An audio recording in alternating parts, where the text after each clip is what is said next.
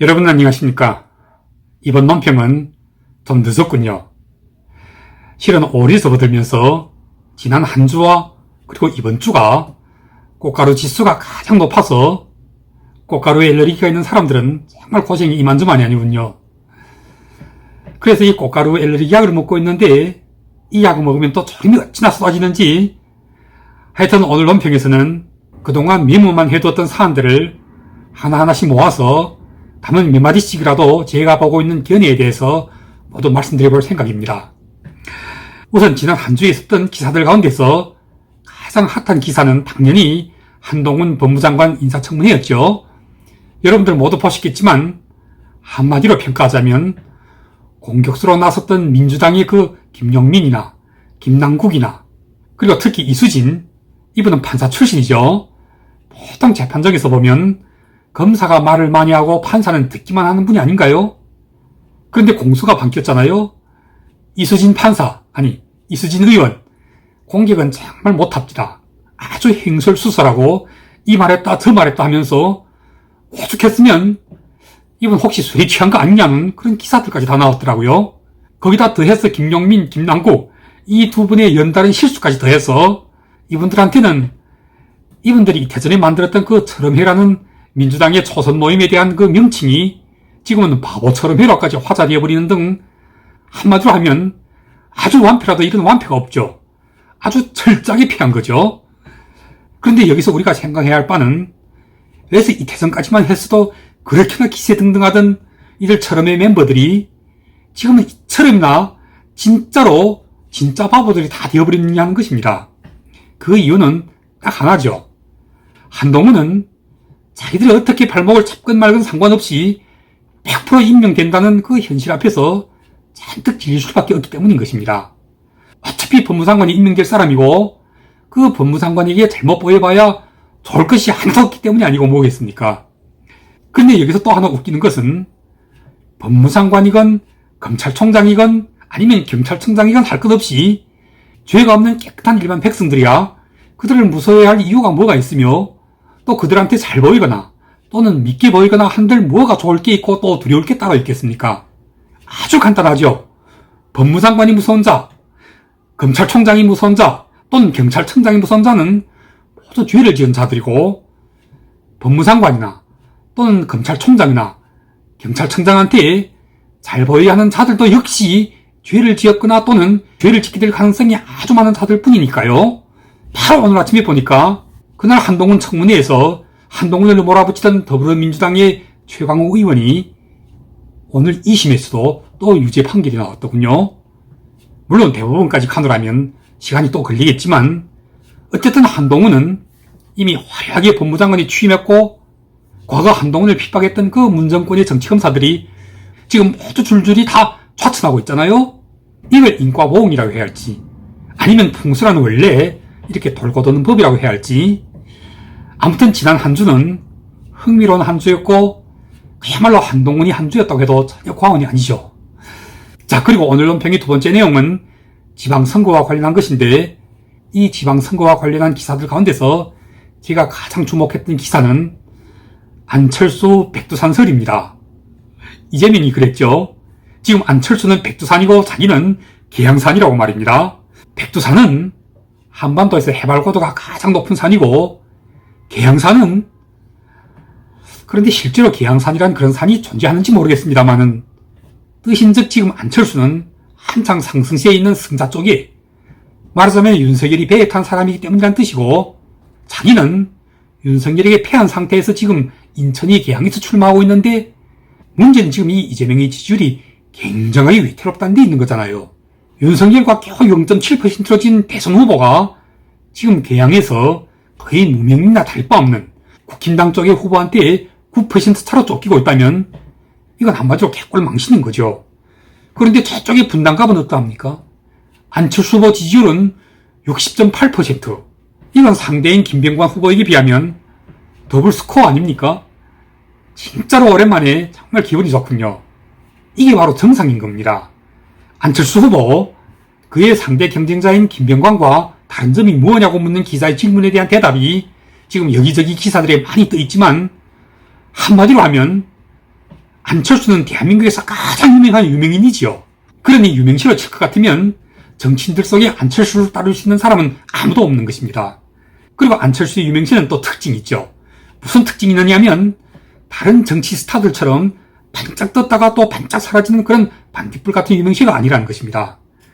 대통령까지 된 사람도 유명세를 논할 것 같으면 그 유명세는 기껏 길어봐야 한 4, 5년에서 5, 6년 잠깐 빛나다가 바로 쓰러지는데 안철수는 어떠합니까? 정치에 출마해서부터 지금까지 그가 상승세이건 아니면 하락세이건 상관없이 계속 유명한 것입니다. 물론 그 유명세 속에는 그 인기를 계속 쓰러지지 않게끔 받쳐주고 있는 정치력보다는 오히려 안철수 자신의 그 인간적인 매력이 훨씬 더 뛰어난 거죠. 겉은 부드러운데 속은 강한 것. 이런 걸 외유내강형이라고 하잖아요. 한껏 부드럽지만 절대로 쓰러지지 않는 그런 강인함. 안철수의 이 점은 사실상 지금의 대통령 윤석열과 상반되는 것입니다. 제가 보기에 윤석열은 오히려 외곽내유형에 가까워요. 겉으로는 엄청나게 강해요. 지금까지도 보여주고 있다시피 별로 굽히지 않고 일단 밀어붙이는 그런 스타일이잖아요. 인사도 그런 식으로 밀어붙이고 한미동맹 역시 그런 식으로 지금 밀어붙이고 있습니다. 보기에는 좋죠. 시원시원하고. 그런데 그게 따져놓고 보면 사실은 대통령의 허니문 기간이라서 가능한 겁니다. 대통령 취임 100일은 그레이스 피어리어드라고 부르잖아요. 지금 집권여당이 된 이 국힘당에 대해서 굉장히 비판적으로 보고 있는 저희 눈에도 한동훈이 정말 멋있고 나가 오늘은 바이든과 만나고 있는 윤석열 대통령 정말 잘하고 있다는 생각까지 들고 있으니 말입니다. 그런데 그럼에도 불구하고 윤석열 대통령의 지지율과 집권여당인 국힘당의 지지율 솔직히 낙관적이 못 되죠. 바로 오늘 논평이 세 번째 내용인데 전체적으로 지금 더불어민주당의 전국 지지율이 계속 하락하고 있음에도 불구하고 그걸 집권여당인 국힘당이 온전히 제대로 흡수하지 못하고 있는 원인이 어디에 있느냐 하는 것입니다. 보세요. 오늘 아침에 발표된 한국갤럽이 실시한 지지율 조사를 보면 민주당이 30%대에서 지금 다시 또 20%대로까지 내려가고 있습니다. 이렇게 되면 지금은 과거 제3당에서 가장 큰 한 축을 차지하고 있었던 국민의당이 이미 국힘당과 합당해버린 상황에서 지금은 이 집권여당의 지지율이 반드시 50%에서 60%로까지 치고 올라가야 그게 정상인 것입니다. 그런데 국힘당의 지지율은 지금도 계속 40%그 초반에 머물러 있는 거예요. 이건 뭐를 설명합니까? 무당층이 엄청나게 커지고 있음을 설명해주고 있는 것입니다. 즉 민주당에서 떨어져 나온 지지율이 한창 상승세인 신인 대통령의 그 허니문 기간에도 불구하고 집권여당 쪽으로 가지 않고 있다는 사실인 것입니다. 왜서 이렇게 되는 거죠? 간단한 실례로 더불어민주당에서 육속팔생하고 있는 그 성비리, 거기다 또 정의당에서도 터져나왔죠? 바로 이것 때문에 이 진보 진영을 지지하고 있었던 여성들의 표심이 지금 움직이고 있고 떠나고 있는데 이 움직이는, 그리고 지금 한창 떠나고 있는 이 지지율이 똑같이 성상납 당대표를 두고 있는 국힘당으로는 차마 가지 못하고 있다는 사실이 아니고 뭐겠습니까? 보세요. 민주당에서 제명까지 당한 박완주, 그리고 또 이어서 곧 징계를 약속하고 있는 최강욱에 이르기까지 성비리가 육속 불거지고 있는 민주당을 향하여 국힘당에서는 거의 아무런 공시도 못 부리고 있는 것입니다. 왜 못 부리고 있죠? 오히려 민주당 쪽에서 바지에 똥을 싸고도 더 날뛰고 있잖아요. 우리는 똥싼 놈 징계하는데 너희 국힘당은 집권여당이면서 왜 성상납 당대표를 징계하지 않느냐고 거꾸로 걸고 들고 있잖아요. 이렇게 뒤치기를 당하고도 꼼짝 못하고 있으니 국민들이 눈에는 결국 이놈이나 저놈이나 더럽기는 다 마찬가지구나, 이런 평가를 받게 되는 것입니다. 한마디로 하면 똥이 더러워서 원래 지지하던 민주당을 버리고 나왔는데 똥냄새가 진동하기로는 국힘당도 다른 누구도 아닌 바로 당대표란 자가 그 당사자이니 더럽기는 꼭 같은 것입니다. 이게 바로 민주당에서 빠지고 있는 지지율만큼 국힘당이 지지율이 올라가지 못하고 있는 가장 중요한 원인이 아니고 뭐겠습니까?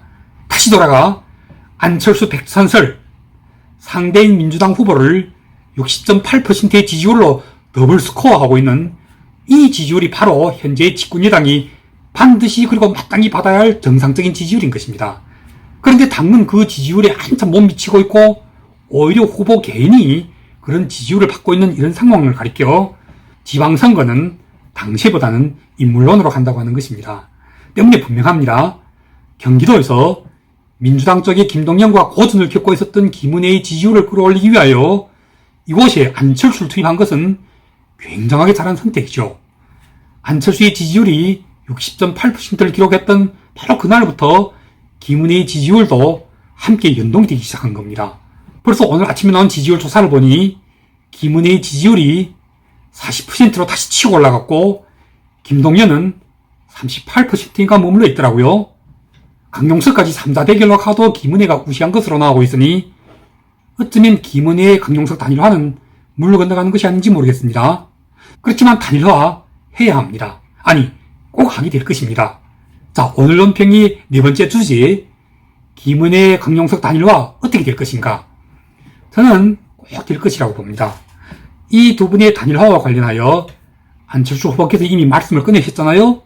강용석이 지지율 5%, 이건 실체가 있는 거고 단일화를 해야 한다고 말입니다. 이 정도로 말이 나왔으면 윤핵관들이 결코 그냥 보고만 있지 않을 것입니다. 반드시 물밑에서 아마 지금쯤은 모르긴 해도 작업을 시작하고 있을 거예요. 여기에 방해를 놓고 있는 이준석 또한 곧 입을 다물게 될 것입니다. 왜냐하면 분당갑에서 안철수의 지지율이 60%를 돌파하고 있기 때문에 이 지지율이 지금 전체 경기도의 국힘당 후보들의 지지율을 연동하고 있는 것입니다. 그런 말 있잖아요. 선거에서는 지지율이 깡패라고 말입니다.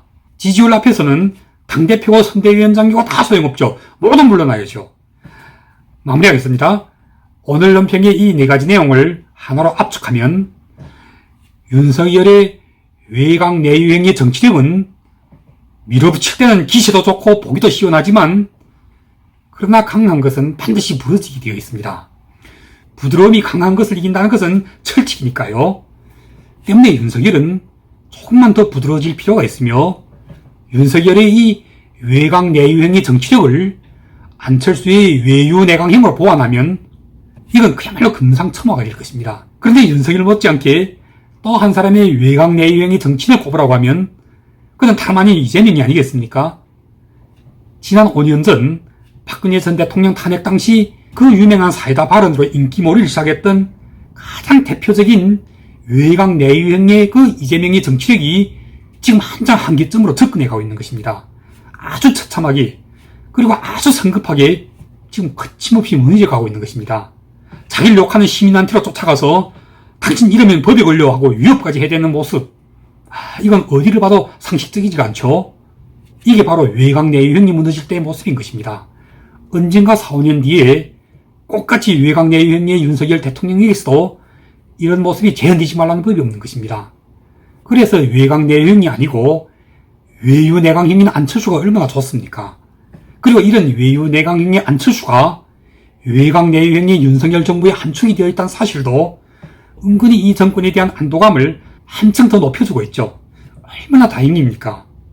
지금 당장 코앞으로 다가온 이번 6월 지방선거, 대한민국 모든 지역에서 출마하고 있는 후보들을 모두가 불안하고 모두가 초조하고 모두가 성급한 데 반해서 유일하게 여유롭고 유일하게 미소를 잃지 않고 있는 분당갑의 안철수 지지율이 지금 성남의 신상진을 연동하고 있고 나아가 경기도의 김은혜를 연동하고 있는 것입니다.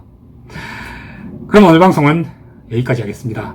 아주 빠른 시간에 다시 또 찾아뵙겠습니다. 감사합니다.